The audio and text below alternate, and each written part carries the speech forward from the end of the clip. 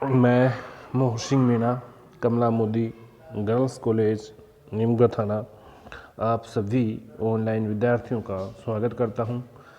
आज हम अध्ययन करेंगे बीए पाठ फर्स्ट का मौर्यकालीन पुरातात्विक और साहित्यिक स्रोतों का। तो पहले लेते हैं मौर्यकालीन पुरातात्विक स्रोत। मौर्यकालीन पुरातात्विक साक्ष्यों में सर्वाधिक महत्व अशोक के लेखों का है। अशोक के अभिलेख भारत, पाकिस्तान तथा अफगानिस्तान के विभिन्न भागों से मिले हैं। इन अभिलेखों से अशोक के इतिहास की विस्तृत जानकारी मिलती है। किन से? अशोक के अभिलेख जो कहाँ मिले हैं? भारत, पाकिस्तान और अफगानिस्तान, 3 जगह से मिले, 3 देशों से। इन लेखों में शक, महाक्षत्र, रुद्रदामन का जूनागढ़ गिरनार लेख भी मौर्य इतिहास के विषय में सूचना प्रदान करता है। इस अभिलेख में सौराष्ट्र प्रांत में मौर्य शासन की जानकारी मिलती है। अशोक के जो अभिलेख हैं वह वृद्ध शिलालेख और लघु शिलालेख के रूप में बांट सकते हैं। अशोक के जो वृद्ध शिलालेख हैं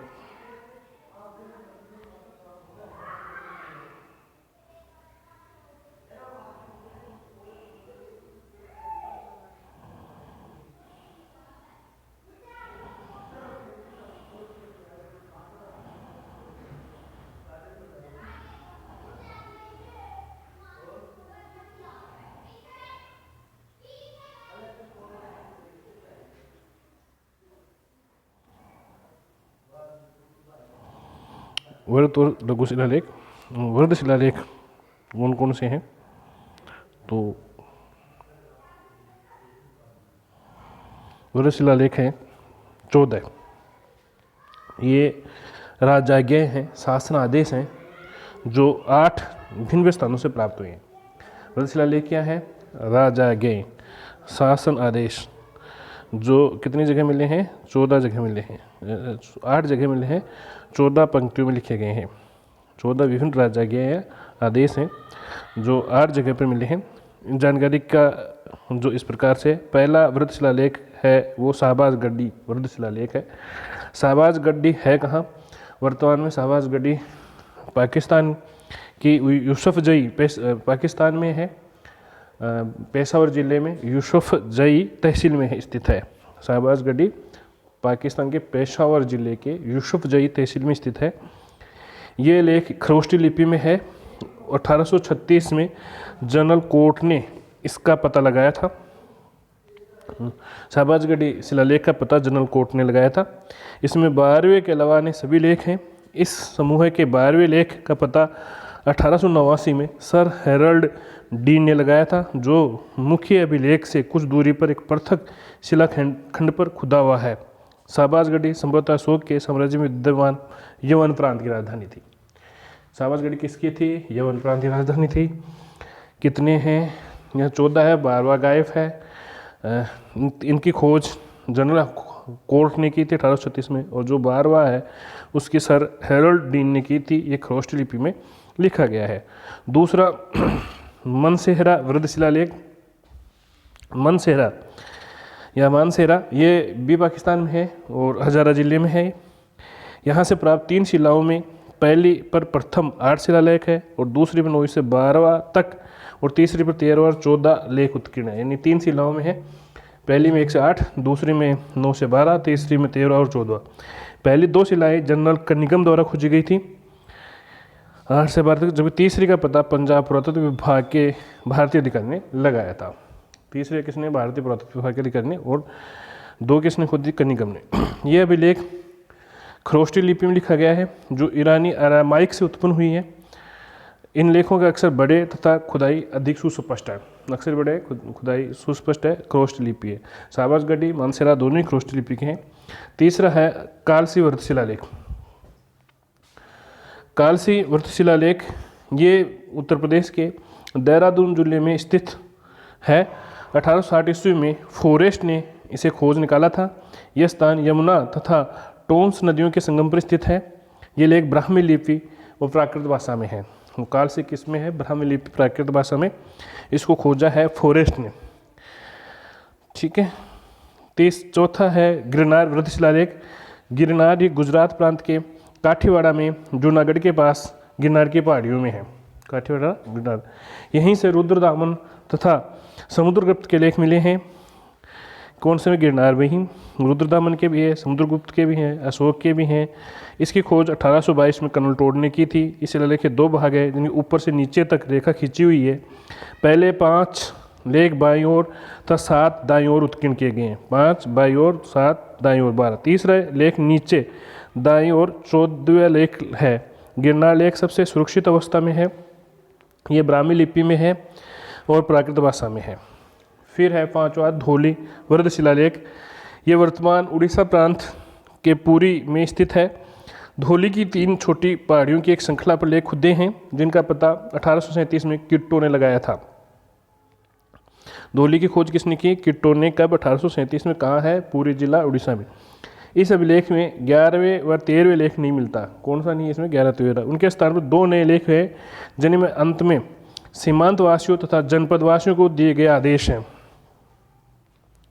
इस पृथक कलिंग प्रज्ञापक कहा जाता है।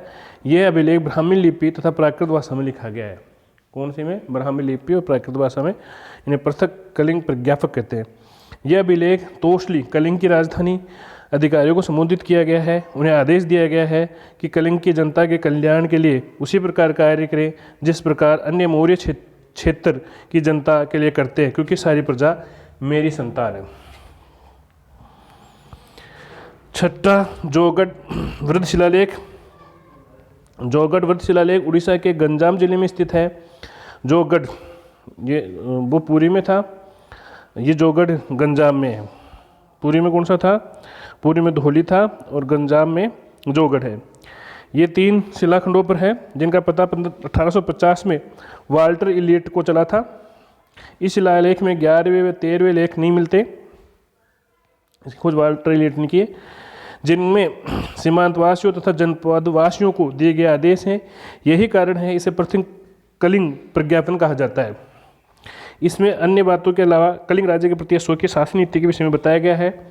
यह कलिंग नरेश कलिंग के नगर व्यवहारिकों को न्याय के मामले में उदार तथा निष्पक्ष होने का आदेश देता है।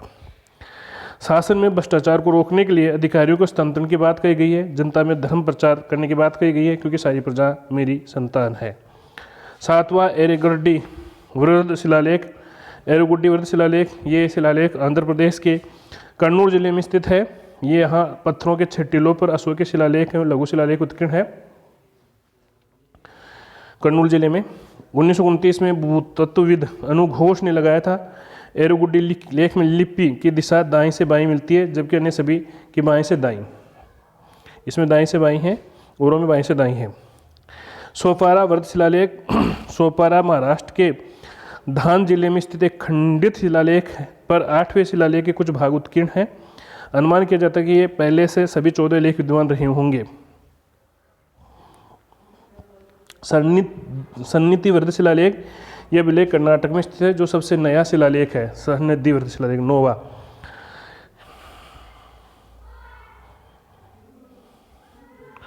अब इन जो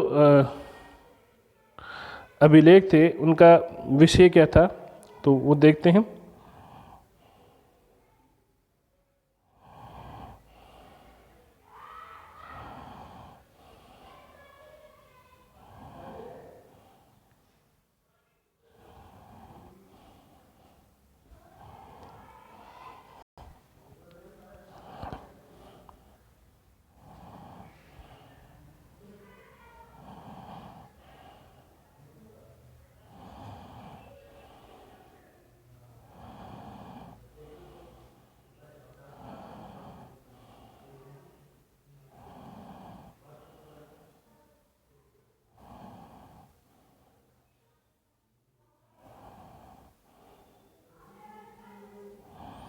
अशोक के जो अभिलेख हैं, ये अशोक इतिहास में कितने अभिलेखों को ज्ञात होता है कि 150 से ज़्यादा अभिलेख 45 स्थानों से प्राप्त हुए हैं, जो देश के एक कोने से दूसरे कोने तक बिखरे हुए थे।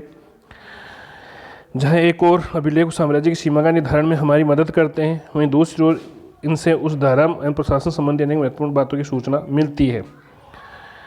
अशोक के अधिकांश अभिलेखों की लिपि ब्राह्मी है। अभिलेखों की भाषा प्राकृत है। कुछ अभिलेख विशेषकर उत्तरी पश्चिमी सीमा प्रांत जिनकी लिपि अरमाइक खरोष्टी है, ये हैं सरेकुना, मानसेरा, शाहबाजगढ़ी। सरेगोना मानसेरा। अब की बार ये प्रश्न आया था सरेगोना की कौन सी है, तो अरमाइक है। गांधार में द्विभाषी अभिलेख जो यूनानी अरमाइक भाषा का है। जेम्स प्रिंसेप ने प्रथम बार ब्राह्मी लिपि को 1837 ईस्वी में पढ़ा। टील पैंथर ने अशोक का पहला अभिलेख 1750 में खोजा। वे अभिलेख जिनमें अशोक की उपाधि न मिलकर केवल अशोक का नाम मिलता है ये है मास की अभिलेख कर्नाटक, उदयगोलम आंध्र प्रदेश, नेत्तूर आंध्र प्रदेश, गुजरा कर्नाटक, नेत्तूर आंध्र प्रदेश, उदयगोलम आंध्र प्रदेश और मास की कर्नाटक, मास की गुजरा कर्नाटक, उदयगोलम नेत्तूर आंध्र प्रदेश। इन अभिलेखों का इतना अधिक महत्व है, डी.आर. भंडारकर जैसे एक चोटी के विद्वान ने केवल अभिलेखों के आधार पर ही अशोक के इतिहास लिखने का प्रयास किया। कहा जाता है यदि वे अभिलेख प्राप्त नहीं होते तो अशोक जैसा महान सम्राट के विषय में हमारा ज्ञान सर्वदा अधूरा रहता।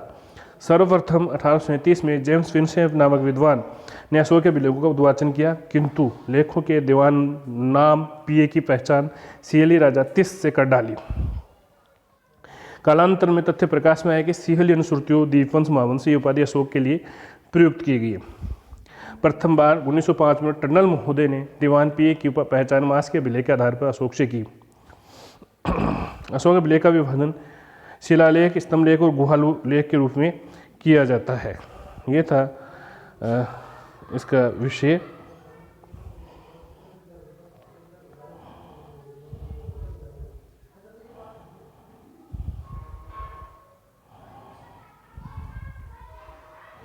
अब है अशोक के लघु शिलालेख। युवरत के बाद आगे लघु। अशोक के लघु शिलालेख, अशोक के लघु शिलालेख को हम देखें तो कौन कौन से हैं और कहाँ मिले हैं, इनका क्या महत्व है। अशोक के जो लघु शिलालेख है मुख्य रूप से अशोक धर्म के बारे में जानकारी देने के मुख्य स्रोत हैं।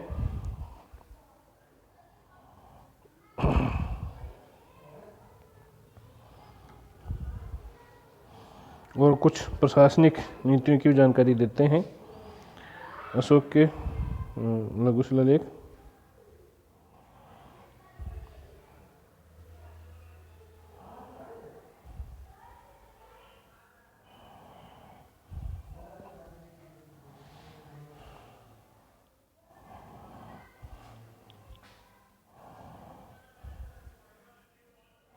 ये हैं।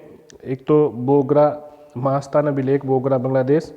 ये चंद्रगुप्त मौर्य काल के उस शासनकाल के बारे में पढ़ने वाला काल की जानकारी देता है।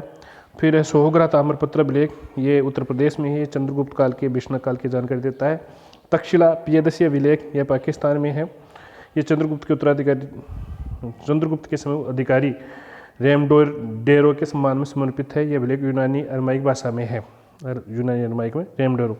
सच्छत्रम रुद्रदामन जूनागढ़ गिरनार अभिलेख, ये रुद्रदामन के जूनागढ़ अभिलेख के से सौराष्ट्र के बारे में पता चलता है।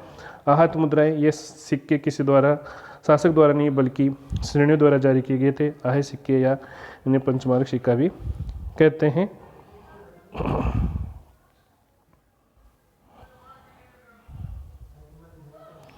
अशोक के जो लघु शिलालेख है उनको दो भागों में बांटते हैं, अशोक स्तंभ अभिलेख और गुफा लेख। सबसे पहले लेते हैं अशोक के लघु स्तंभ लेख। अशोक की राजकीय घोषणाएं जिन स्तंभों पर उत्कीर्ण है उन्हें साधारण तौर पर लघु स्तंभ लेख कहते हैं। राजकीय घोषणा धर्म लघु शिलालेख पर राजकीय घोषणाएं लघु स्तंभ पर। अशोक की राजकीय घोषणाएं जिन स्तंभों पर उत्कीर्ण है उन्हें साधारण वर्ध शिलालेख। इस विषय में क्या कहते हैं। लघु स्तंभ शिलालेख निम्नलिखित स्थानों से मिले हैं। सांची रायसेन जिला मध्य प्रदेश, सारनाथ वाराणसी उत्तर प्रदेश, कौशाम्बी इलाहाबाद, रूमंदई नेपाल, कितराई में निगलवा निगाली सागर नेपाल, निगलवा निगाली सागर नेपाल, रूमंदई नेपाल में, कौशाम्बी इलाहाबाद में, सारनाथ उत्तर प्रदेश में, सांची मध्य प्रदेश में। अशोक के लघु सांची सारनाथ लघु स्तंभ लेख में अशोक अपने महामात्रों को संघ भेद रोकने का आदेश दिया है। कौशाम्बी तथा प्रयाग स्तंभ में अशोक को रानी कारवा के द्वारा दान में दिए जाने का उल्लेख है। इसे रानी का अभिलेख भी कहा जाता है। कौशाम्बी प्रयाग वाले को लघु स्तंभ लेखों में रूमंदेई प्रज्ञापन की दृष्टियों से महत्वपूर्ण है। इस लेख की खोज फ्यूरर ने की थी। जॉर्ज यूलर ने इसे अनुवाद सहित इपियाग्राफी इंडिका के 5वें खंड में प्रकाशित किया। खोज किसने की थी। फ्यूरर ने, जॉर्ज यूलर ने सहित इपिग्राफी इंडिका के 5वें खंड में प्रकाशित किया। इसके अनुसार अपने विषय के 20 वर्ष बाद देवताओं का प्रिय राजा प्रियदर्शी स्वयं यहाँ आया तो उसने पूजा की, क्योंकि वह शाक्य मुनि बुद्ध का जन्म हुआ था। अतः उसने बहुत बड़ी पत्थर की दीवार पर बनवाई जो एक स्तंभ स्थापित किया, क्योंकि यहाँ बुद्ध का जन्म हुआ। अतः लुम्बिनी गांव धार्मिक कर बलि माफ कर दिया गया, तब भाग नामक कर 1/6 से घटाकर 1/8 कर दिया गया। निगलवा लेख में कनक मुनि के स्तूप के संवर्धन की चर्चा हुई। लुम्बिनी लेख में बुद्ध को शाक्य मुनि कहा गया। पाली साहित्य तथा बरहूत लेखों में शाक्य मुनि के अतिरिक्त 5 गुरु बौद्धों का उल्लेख मिला। विवशी, विवशियनी, वेशगुणा, विश्वभू, कुकुशद, कर्कछंद, कोनागमन, कनक मुनि, अशोक के पहले से समान में स्तूप निर्माण की परंपरा रही है। अशोक के 7 स्तंभ लेख हैं लघु के अलावा।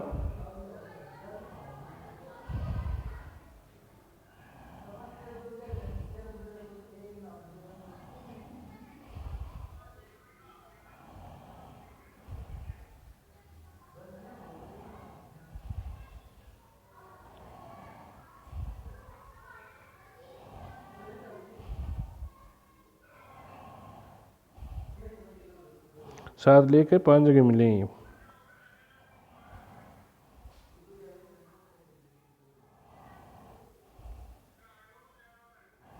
और जो अशोक के लघु शिलालेख है वो लघु शिलालेख 14 शिलालेखों का मुख्य वर्णन नहीं है। लघु शिलालेख कहा गया है निम्न स्तंभ से भरत, जो 14 पंक्तियां वो भरत, जिनमें 2 या 3 लेख है लघु शिलालेख। लघु शिलालेख रूपनाथ मध्य प्रदेश जबलपुर जिले में स्थित है। गुजरा मध्य प्रदेश के दतिया जिले में स्थित है। ससराम बिहार में स्थित है। बहाबरू विराट राजस्थान के जयपुर जिले में स्थित है। यह अभिलेख ब्राह्मणों को संबोधित करता है। इसमें अशोक ने स्वयं को मगधाधिराज कहा है। अशोक ने बुद्ध संघ धर्म में आस्था व्यक्त की है। बौद्ध मतनुयायियों ने तथा कनिंग द्वारा इस शोध के लिए कलकत्ता म्यूजियम ले जाया गया है। मास्की कर्नाटक के रायचूर जिले में स्थित है। ब्रह्मगिरी कर्नाटक के चित्रदुर्ग जिले में है।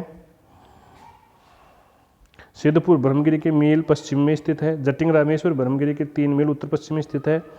एरुगुड्डी आंध्र प्रदेश के कन्नूर जिले में स्थित है। गोवी मठ मैसूर के कोपबल नामक स्थान पर स्थित है। राजुल मंडगिरी आंध्र के कुर्नूल जिले में स्थित है। हेरोरा उत्तर प्रदेश के मिर्जापुर जिले में स्थित है। कंधार का द्विभाषीय विलेख ये 2 भाषाओं में अरमाइक यूनानी में लिखा गया है। अशोक की धर्म नीति के कारण इस क्षेत्र के मछुआरे आखेटकों ने अपना पेशा बदल दिया। अशोक की धर्म नीति की जानकारी देता है।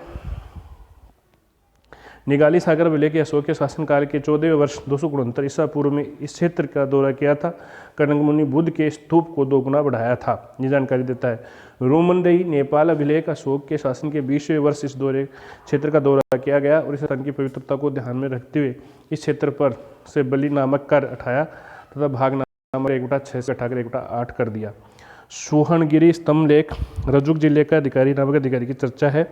रानी का लेख कौशाम्बी स्त्रीधर्म महामात्र अधिकारी का उल्लेख तथा अशोक की प्रधान रानी के रूप में कारवाकी पुत्र के रूप में तीव्र का उल्लेख। सैढल मध्य प्रदेश, पनगुंडरिया सीहोर मध्य प्रदेश, नेतुर उड्डेगोलम बेलाड़ी कर्नाटक नामक स्थानों से लघु शिलालेख की अनेक प्रतियां प्राप्त हुई। एक अन्य लेख उड्डेगोलम बेलाड़ी में स्थित नाती नामक स्थान से अशोक कालीन शिलालेख प्राप्त हुए हैं। मास के गुजरा नेतुर तथा उद्देगुलम लेखों में अशोक का व्यक्तिगत नाम अशोक मिलता है। इन अभिलेखों में अशोक की उपाधि नहीं मिलती है। ये थे अशोक के अभिलेख पुरातात्विक स्रोत। अब करेंगे मौर्यकालीन साहित्यिक स्रोत अगले में।